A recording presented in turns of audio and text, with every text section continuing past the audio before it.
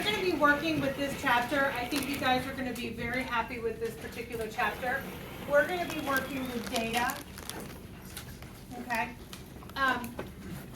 And it's actually not even figuring out like the mean, median, mode, and range of the data. We're not going to be doing standard deviation yet. We're not doing any of that. We're not crunching numbers this time. We're actually creating the graphs that we get the numbers from. So we're going to learn how to create the graphs for this test and then actually use the graphs for the next test. So typically I could teach it all in one, but I really need a grade boost for you all. So I'm hoping this will be your grade boost. So we're going to work with the data. We're going to figure out how to make it look. We're going to be working with stem and leaf plots. You probably would have learned stem and leaf plots in like 6th grade. If you have ever seen it before, it would have been at the end of elementary school, okay? The other thing that we're going to do are box and whisker plots. Again, the box and whisker plots you would have learned probably back in 5th or 6th grade as well, if you've done them. For box and whisker plots to happen, we will have to do a couple of data number crunching to be able to create it, but I think you guys will be okay with that. You're going to learn something called histograms. Histograms look very, very similar in nature to bar graphs, but they're not bar graphs. So don't be deceived with that. They have very distinct instructions and criteria that make them histograms. We're going to learn how to do all that.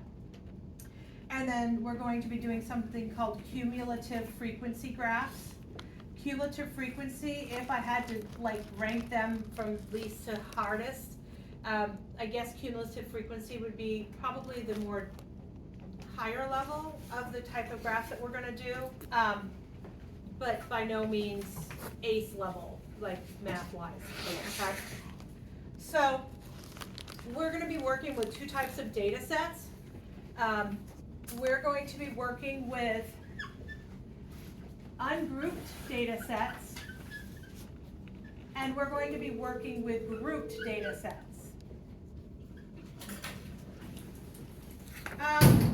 Let's talk about what the difference between the two are. So the first thing that you're going to talk about is if I ask, let's say, everybody in this row. I'm going to pop open the door. I got somebody coming in. Let's say I'm going to start with this row. Okay, and I'm going to ask you your ages. Okay, so James, go ahead and tell me your age. 16. 16, okay, move on down that row. 16. 16. 16. Holy cannoli, okay. 14. Oh, thank goodness, we have 14. 14. 16, okay, I'm moving over to this row. 17. 17. 39. 16. 16. 15. 15. 15. 6 or 5? 16. 15, okay. And then I'm going to go halfway down this row. 17. 17, 15. 15, 15. 15, and then we have this person. Okay, so, don't even say what you're thinking. All right, what is this person called? An outlier. Yeah, for sure. That's what my family calls me. So we are the outliers, right? I am, if I was finding an average of those numbers of the ages in that particular set of rows, what's going to happen if I add my age into there? We're going to look like we're in the 20s, right? I'm going to skew it a little bit. That's okay. You guys want to be a little older, right? No. Don't rush it. Okay. So this is what we refer to as an ungrouped data set. It's a set of numbers that you can look at and distinctly say, I know that I have so many of this age group. As a matter of fact, we could even take those ages, 14, 15, 16, 17, and 51, and we can say, how many 14-year-olds do we have? Well, I see 2. So I'm going to do something called a tally. Okay, so I see 2 within that age group. How many 15-year-olds? 1, 2, 3, 4, 5. 1, 2, 3, 4, 5. So far, so good. Moving on over to 16. 1, 2, 3, 4, 5, 6. Did I miss any? We're good. 1, 2, 3, 4, 5, 5, 6. And then how many 17s? 2. And then how many seasoned people? We have 1, right? So we have a group number. I can see what's going on. So I know exactly how that looks. I know exactly how to pick those numbers out. I can actually work with that data set and find the mean of it, which is known as the average. I can find the median, which we're going to learn how to do in the next lesson, the mode, the range. I can find the standard deviation of that information. I'll explain all that. That's going to be the next lesson. But those are the type of things that I can pull from. Now, what happens if I get, like I want to have a little adventure, and I'm going to go stand outside the Merritt Square Mall, which sounds like an adventure. You really should never say those two things in the same breath. And I want to stand out there and I want to ask 100 people as they walk in. I'm not even sure 100 people go there, but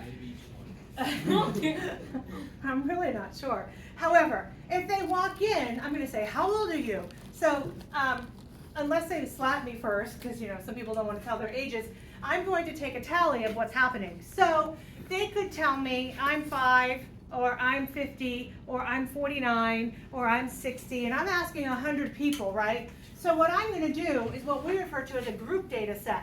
I'm going to say, look, I'm going to go from ages 1 to 9. I'm going to go from ages 10 to 19. I'm going to go from ages 20 to 29. And I can continue this particular type of grouping. As I'm doing this, I recognize that I'm going to start asking people, and they're going to say, oh, I'm 5, I'm 15, I'm 16, I'm 22, I'm 27, and they're going to tell me how old they are. All right, so I'm going to tally it as they come in.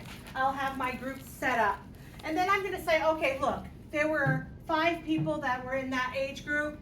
There were 14 people that were from 10 to 19. Over here I have 20 to 29. Let's say we have 6 people, let's say between 30 and 39. We have 7 people, 40 to 49. I got 11.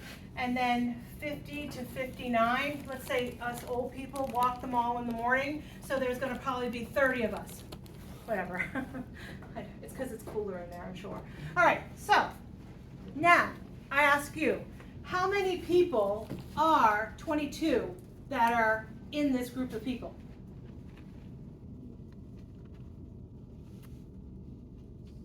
We don't know. We don't. We have no clue, right? We have no clue how many 22-year-olds are. However, we do know 6 people are from ages 20 to 29. Okay? We don't have a clue. So the problem is, this is what we refer to as a group data set. It's a little bit obscure as to figuring out exact stuff. However, we are going to learn how to find the mean of it, which seems really strange. We're going to be able to find the mode of it. We're going to be able to find all that stuff, even though we don't know how many 22-year-olds there are. How would we find the mean of this average? How would we do that? By adding all of them together. Add them all up, and then divide by the number. by how many I had up there, right? So that indeed is easy. Over here, actually as easy, just a totally different technique. Okay, now, stem and leaf, box and whisker are both going to be for ungrouped data sets.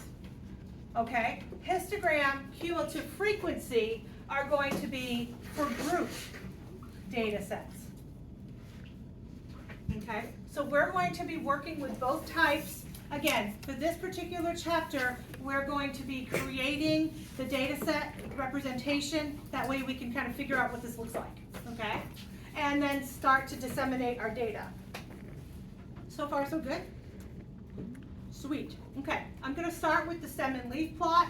I'm going to introduce that to you, and then hopefully you guys will be like, I got this. Okay, so 20 people were leaving the movie theater, okay, and they were asked, how many times have you attended this movie theater in this last year, okay? So 20 people were asked, how many times have you come to this movie theater? So I'm going to give you the numbers that whomever collected this had.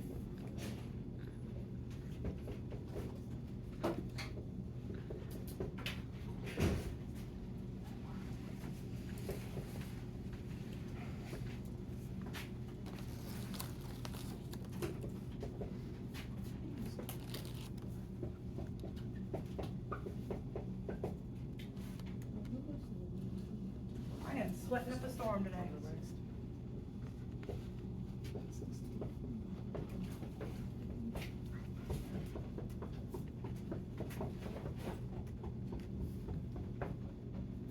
Okay.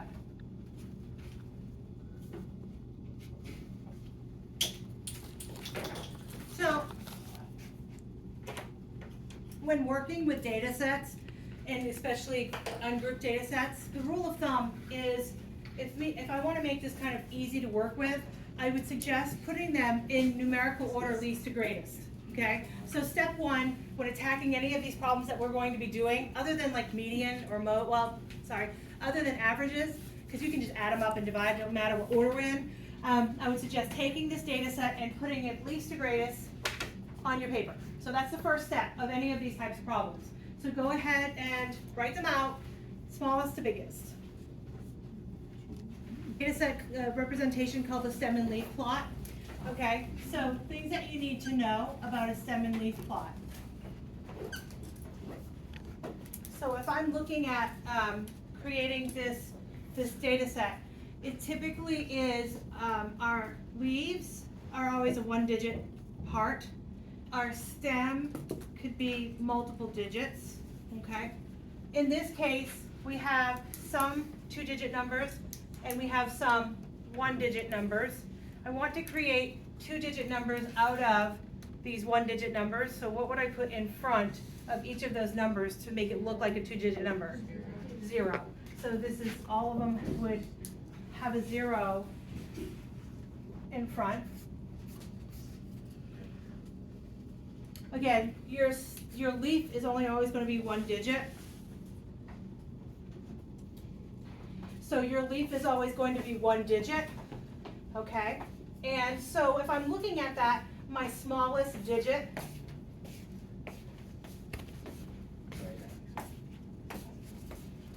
okay, so my smallest digit is 0. And what are the numbers that fall after? In other words, what are my leaves going to be? You have to represent all your leaves. Okay, so if I'm looking at this, I've got 1, 2, 3, 4, 4, 5, 6, 7, 8, and 9. Those are all my leaves. So the key to getting all the points, because you want to pull as many points as possible, is you're going to take your leaves and you're going to have a little separation between them. Because when you create the leaves for all the different stems, they are going to have to be uniformly in order and make columns. So let me show you what I'm talking about. The number 1, a 2, a 3, a 3, a 4, a 4, a 5, a 6, a 7, an 8, and a 9. Okay, so I've got them looking pretty nice, other than the handwriting, but I've got them kind of uniform in a space. What's my next stem going to be in this data representation? 1. The number 1. So what are the numbers that fall behind that number 1? 0, 1, 2, 3, 4, 5, 6, right? So directly under the existing leaves, you're going to put those. Make sure they look kind of column-like. So 0, my next guy is 1, 2, 3, 5, and 6. Yes. Where did I skip 4? What's 3, 5, 6, Oh, like the digits that come after 1. The digits. Okay, I thought it was like the numbers like 2, 3, 4, 5, 6. Oh, no. Okay, so it's the digits that come after the number 1. So 0, 0, 2, 3, 5, 6. Is that cool? Yeah. Yeah. And they're in a column. So we're feeling good, right? What's my last stem and leaf going to be? So my last stem is a 2, and then my leaves that go with them are 0 and 6. Okay. Now, Yay, I've created a stem and leaf plot, however, not finished. There are some finishing touches that you really want to put in to get your points. The first thing I ask you to do is count how many leaves you have per. So in this case, 1, 2, 3, 4, 5, 6, 7, 8, 9, 10, 11. You're going to put a parenthesis with the number 11 to the side. That indicates I have 11. It's going to help me when I start putting them in like trying to find medians, the middle guy. When I'm trying to find averages, I'll know how many I'm working with, that sort of thing. 1, 2, 3, 4, 5, 6, 7. I try to keep them lined up as far as my numbers are concerned, the parenthesis numbers. And then 2.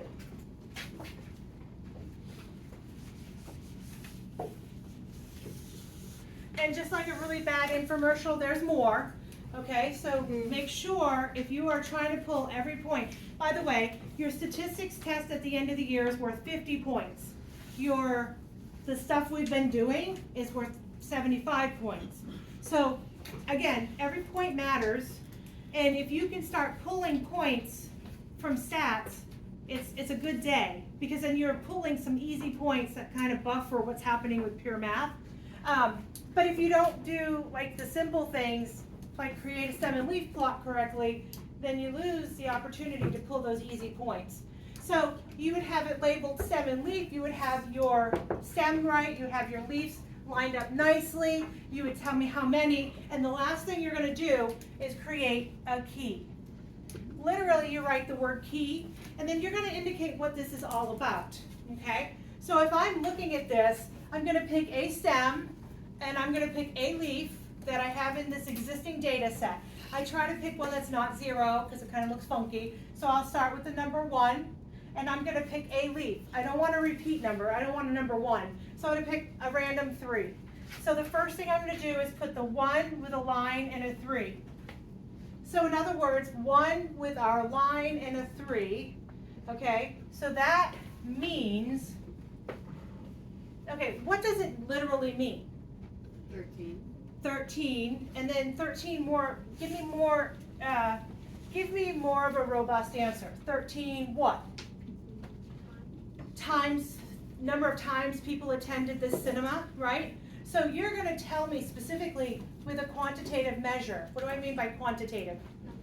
Kind of like a measurement of numbers, like, so centimeters tall, if I'm doing a measurement, how tall you all are in class. Centimeters or feet, depending on what we're looking at, would be one of that, okay? So if I was doing the age thing, it would be 13 is and the age, so it's like a quantitative measurement. So 1-3 means 13 times the people attended. Cool? So if I'm looking to get full points for this stem and leaf plot, this is what I need. If you want to be fancy, you can put a title. It's kind of nice to have a little title. Completely up to you. All right? Cool, not cool, we're good? Yeah. So the next type of data set that comes with this could be called what we refer to as a back-to-back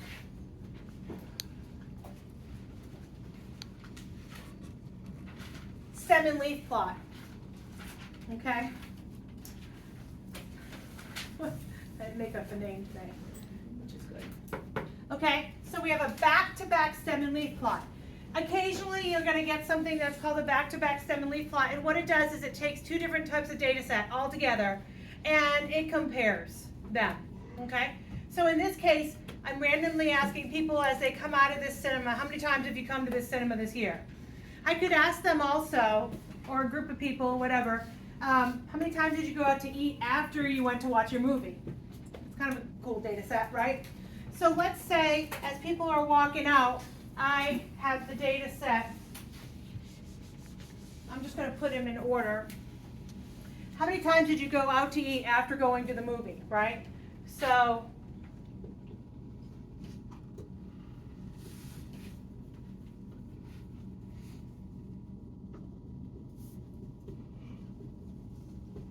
we have some rich people in the group. Okay, so does the data set, when I'm doing a back-to-back stem and leaf plot, have to have the same number of data? Absolutely not. I had 20 here, right? Doesn't matter. I can do, how many did I put there? 3, 4, 5, 6, 7, 8, 9. So only 9 people decided they wanted to talk to me that time. Thought it was a little bit weird anyway. So if I'm looking at this, I'm going to create the data set that goes with it. So literally I'm going to go back to back and I'm going to have another set of leaves. In this particular instance, you are 100% going to title this. So what was this data set talking about? How many times people went to the cinema? And what's this guy over here? How many times they went to eat after the movie, okay?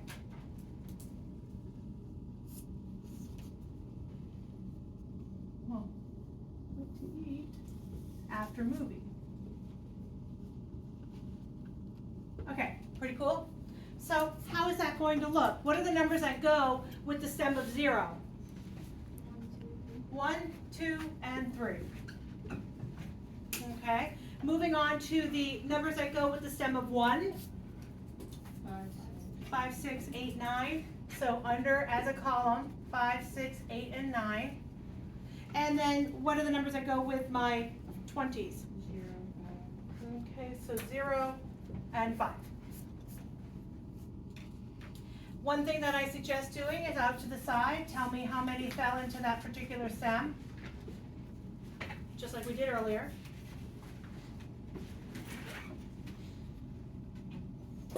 Okay, now, the only little different is that you absolutely have to have a key still, but it's not a dueling keys. You're not gonna have 2 keys. You're actually gonna create one big key for this whole bit of information. So this is where people kind of mess up, so be careful, make sure you get this, because this is important. So my key for the whole set of information, not just one side and another side, is going to be, so I'm gonna pick the random numbers, pick a stem, pick 2 leaves, try to stay away from repeating numbers that are stem and leaves, okay? So I would pick, for example, a 1 line with a 5 line with a 2.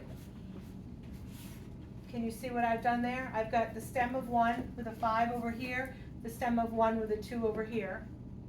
Is that cool? Okay. So how do I go about describing this? I'm going to take the left-hand one and I'm going to kind of break it down. 5 with a 1 means what?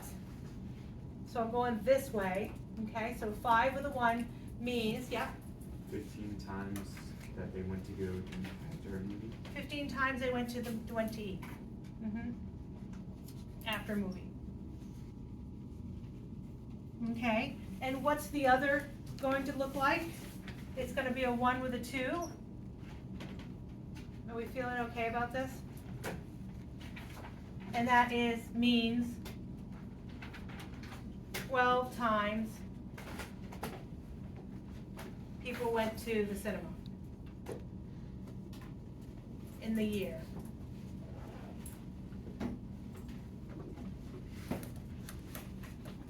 What do you think? Decent? Cool? Feeling good about stem and leaf? I still have box and whiskers to go over. We're going to do some work with the stem and leaves. I have box and whiskers. I'm going to do my group data set stuff. We're going to work on that. But when we kind of build on this for the next chapter, we're going to learn how to find the median, the average of them. We're going to learn how to find the standard deviation of all this fun stuff. Good time. Now, Sunday I won't be on